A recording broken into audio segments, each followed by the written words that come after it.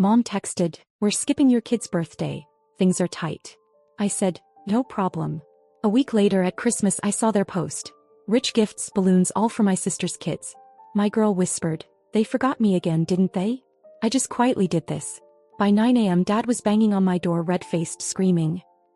I wasn't expecting much, just a simple party with cake, maybe a little pizza. My daughter Emma was turning 7 and like every year, I planned something small but sweet. She's never been the kind of kid to ask for much. She just wanted her grandparents there. My parents. Her eyes lit up when she talked about them, always hoping they'd show up the way they did for my sister's kids. Decked out with balloons, loud laughter, and arms full of gifts. But 4 days before her birthday I got the text. "We're skipping Emma's party. Things are tight this month. Love you." No call. No apology. Just that. I stared at the screen for a long time before I replied with a simple, "No problem." I didn't want to make a scene. I figured maybe they really were struggling. The economy's been hard on everyone.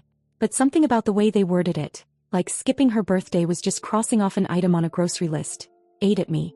Emma didn't cry when I told her they wouldn't be coming.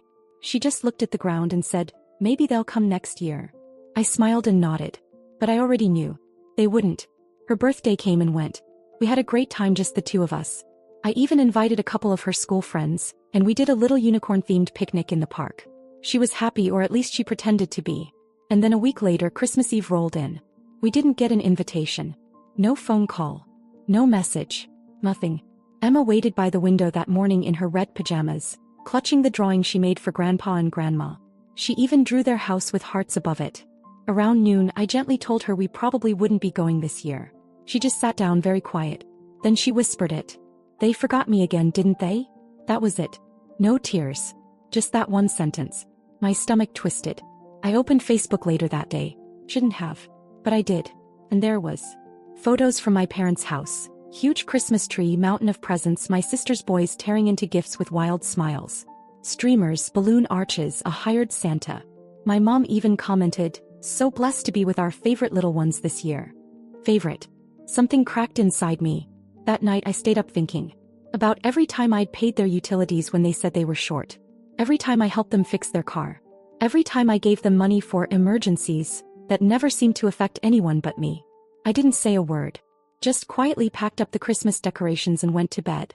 But by 9 a.m. the next morning, Dad was banging on my door. Red-faced, yelling loud enough to wake the whole building. I opened it slowly. He shoved his phone in my face. "You really think it's okay to embarrass us like that? Your little post? What the hell is wrong with you?" I hadn't posted anything. Not a word. But someone had. And it had gone viral in the family group chat. My sister had screenshotted the balloon photo and wrote under it, "This is what skipping Emma's birthday and Christmas looks like. Hope you're proud." That was the start. And things only got messier from there. Dad stormed into my apartment like he owned it, still waving his phone like it was a weapon. I shut the door behind him calmly. Emma was still asleep. Or at least pretending to be. She was good at that lately. I didn't say a word as he went off about how ungrateful I was, how much they'd done for me, how I'd twisted the story to make them look bad. I let him run out of steam. Then I asked one question. "What did Emma get from you this year?" He stared at me, blinked, then said something about hard times, and you know how it is. I nodded and walked to the kitchen. Made coffee. Gave him none. That was the last time he set foot in my home. After he left, furious, I sat on the couch and texted my sister. "Thank you." She replied right away, "I've had enough of their crap too." That made two of us. It didn't take long for the rest of the family to pile on. My Aunt Cheryl sent me a novel-length message about how disappointed she was in me for causing division. My cousin Brittany chimed in too, calling me dramatic and selfish. Said I was ruining Christmas with my attitude. I just blocked them both. Mom didn't say anything directly. Not a word. But she liked one of Brittany's posts that said, "Some people love playing victim when they're just bitter they're not the favorite." That hurt more than I expected. I was still paying their phone plan, their car insurance, half their rent. I hadn't told anyone, not even my sister, but I had picked up a second remote job this year just to make ends meet after Emma's dad stopped paying child support. And I still made sure my parents didn't go without. So I started small. I removed my name from their utility account. They noticed that within a week. Mom texted asking if there was a mistake. I told her there wasn't. Then I paused their phone plan. That one got a call. Or it would have if I hadn't already blocked the number. My sister called me that night. She said, "You know they're freaking out." Dad's blaming me now. I told her I wasn't trying to punish anyone. I was just done. I still remember what she said next. You don't owe them anything. They made their choices. It was the first time someone said that to me. Things were quiet after that. No texts. No fake apologies. Just silence. I focused on work. Kept my head down. Emma and I started doing little projects together. She got into painting and I let her turn the hallway into her own art gallery. I couldn't give her cousins or grandparents who treated her right, but I could give her color, attention, peace. Then in early March, something unexpected happened. I got an email from a company I'd applied to 9 months ago and forgotten about. They wanted to interview me for a remote creative lead role. Almost triple what I was making now. Fully flexible. Benefits. Bonus structure. I thought it was a scam at first, but it wasn't. 2 weeks later I had the job. That same day, I bought Emma a bike she'd circled in a catalog 2 years ago. And we spent the whole afternoon riding through the neighborhood. I watched her smile stretch wider than I'd seen it in a long time. And that night I opened my emails again. 2 new ones. One from my dad. One from Aunt Cheryl. Both said the same thing in different words. They heard I got a promotion. And they wanted to talk. Of course they did. By April I was earning more than I ever had in my life. Not just surviving, thriving. The job was demanding but I loved it. It was like someone had finally opened a window in a room I didn't realize I'd been suffocating in. I had options now. Freedom. For the first time, I didn't have to check my bank app every time I filled up the tank or picked up groceries. I started spoiling Emma. Nothing over the top, just enough to watch her glow. Swimming lessons. Weekend art classes. The rollerblades she'd been eyeing at Target for a year. She was happier. I was happier. That's when they all started crawling back. Mom texted out of nowhere. Emma would love the fair this weekend. Maybe we could all go together. I stared at that message for a while. Emma hadn't received a birthday gift. Or a Christmas card. Or a single call. And now suddenly there was interest. I didn't respond. 2 days later, Dad sent a voice message. I didn't listen to it. Just deleted it. The kicker came from my cousin Brittany of all people. After publicly dragging me a few months ago, she messaged me on Instagram like we were old friends. Said she was so proud of me and wanted to know how I made the leap. Asked if I could look at her resume. Said her job was soul-crushing and she needed an upgrade. No apology. No acknowledgement of what she'd said to me or about Emma. I left her on read. Then came Mother's Day. My sister invited us to brunch at her place. Just her and the kids. No drama. Emma was excited to see her cousins, so I said yes. Halfway through pancakes, my sister asked if I'd talk to Mom. I just shook my head. She sighed. Said, "They're trying, you know." And I said, "Too late." That same week, Emma got a letter in the mail. Handwritten. I knew the handwriting instantly. My mom's cursive always slanted too far right. Inside was a card with glitter flowers and a note. "We've missed you, sweet girl. Hope to see you soon. Love, Grandma and Grandpa." Tucked behind it, a $10 bill. Emma looked at it and asked if she could spend it on art supplies. I said sure. I didn't mention it, but something in me twisted when I saw that bill. Not because of the money, but because they really thought they could buy their way back in with $10 after 2 years of absence and disappointment. Over the next month, the messages picked up. Dad emailed me a list of repairs they needed for their house. Said they'd always appreciated my help and hoped I could come through one last time. One last time. Like this was a war and I was their last soldier. I never replied. I was done financing people who would have let my daughter go through every birthday alone if it weren't for my sister. Then came Emma's school art show. Her teacher had called a week before and said Emma's work had been chosen for a special display. She was one of 3 students to be highlighted. I posted a few photos on Facebook. Nothing flashy, just her grinning next to her painting, which was this wild mix of gold and navy swirls. I captioned it, "So proud of my brilliant little artist." Within minutes the likes rolled in. And then came the comments. Aunt Cheryl wrote, "Beautiful. You've raised such a sweet girl." Brittany commented, "Aw, she's growing up so fast. You're such a great mom." We've always known she was gifted. Hope we get to see her soon. Love you both." I didn't delete it. I didn't even hide it. I just replied, "She needed you at 7. She's 8 now. Try saying that to her face." Got quiet after that. But the real storm was just starting. Because by summer I made a decision. I was going to cut them off for good. Not just emotionally, financially, every last day. In July, I sat at my kitchen table with a spreadsheet open and a cup of coffee I'd reheated twice. I went line by line. Car insurance, cell plans, the emergency credit card I'd stupidly added Mom to years ago. It was like untangling vines that had wrapped around my bank account for most of my adult life. By noon I'd shut it all down.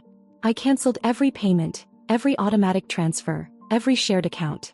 I sent no warnings, just receipts. I screenshotted the cancellations and forwarded them to my mom with 2 words. All done. No reply. For a while it was blissfully silent. I didn't hear from anyone for almost 3 weeks. Then out of nowhere I got a call from a number I didn't recognize. I almost didn't answer, but something told me to. Is this Amanda? Yeah. Who's this? This is Jason. I work at AAA Auto. Your parents are here trying to get a tow, but their membership's inactive. They said you usually handle it. I almost laughed. They'll have to figure it out, I said and hung up. The next day my mom finally cracked. She emailed me a long rambling message about how embarrassing it was to be stranded on the side of the road. How they didn't know the membership was under my name. How a heads up would have been nice. I stared at the blinking cursor for a while before I typed back. Emma spent Christmas alone. I think we're even. Then I hit send. But I wasn't ready for what happened next. One night in late August, Emma and I were watching a movie on the couch. She was curled up in a blanket, halfway asleep. I got up to get her some water, and that's when I saw the headlights sweep across our front window. Then the doorbell. I looked through the peephole and froze. It was my parents. And they weren't alone. Behind them stood Aunt Cheryl. And Brittany. All 3 of them, dressed up like they were going to dinner, standing on my doorstep like they'd just dropped by for tea. I opened the door just enough to step out. Before I could speak, Aunt Cheryl started in. Said they were worried. Said they didn't recognize me anymore. That I used to be so kind, so family-oriented. Brittany smirked. She's rich now. Rich people don't need family. Mom stayed quiet. Just stood there with her purse clutched like it was a shield. I told them to leave. Cheryl scoffed. Really? After everything we've done? I stared at her. You mean like ditching my kid on her birthday? Or calling me dramatic for expecting basic decency? That's when Brittany snapped. You're being cruel. Your parents are old. They're struggling. And they're not my responsibility. I started to close the door and Cheryl lunged forward and grabbed it. You'll regret this. You'll end up bitter and alone just like your father said. And then, Emma's voice behind me. I'm not alone. I have my mom. They all went silent. I turned and there she was holding her stuffed unicorn and looking directly at them. Mom tried to smile. Hi, sweetheart. Emma just stepped back inside. I closed the door without another word. A week later my sister called me. She was crying. Said our parents had gone around telling the rest of the family that I'd abandoned them. That I'd cut off their phones and left them without food or transportation. That I was turning Emma against them. It didn't take long for the vultures to circle. Uncles, cousins, even people I hadn't spoken to in years started messaging me. Guilt-tripping, accusing. One even hinted I should be grateful I was raised at all. But that wasn't the unexpected part. The twist came a month later. When I found out my dad had taken out a loan. Using my name. And I didn't even know it until the debt collectors started calling. The first call came during a meeting. Unknown number. I let it go. Then another. By the third I got a voicemail. Hi, this is Michelle from Stonebrook Financial Recovery.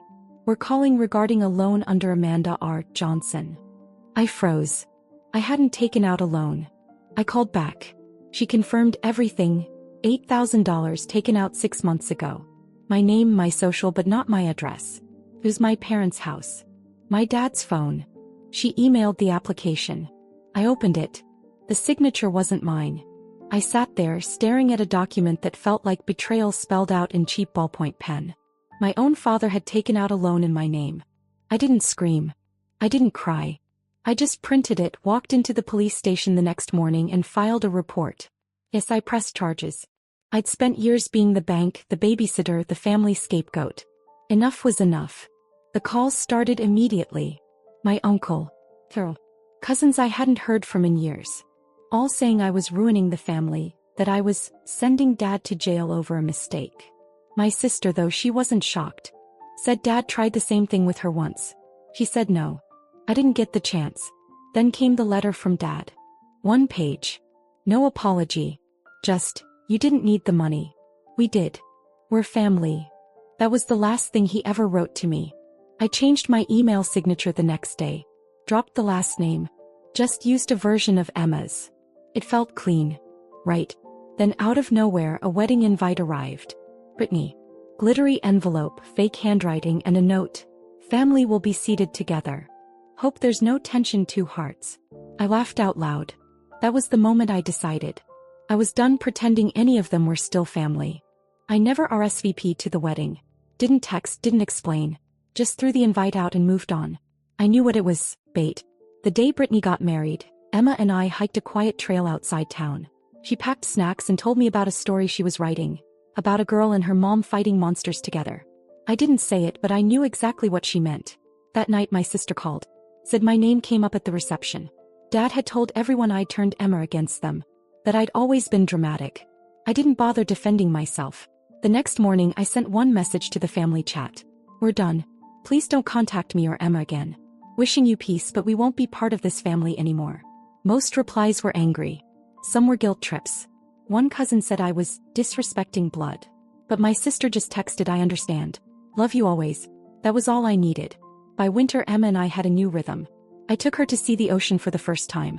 We built our own holidays, simple, peaceful hours. One night she hung a new ornament on the tree. A gold unicorn. Asked why. She said, for when things finally got good. They had.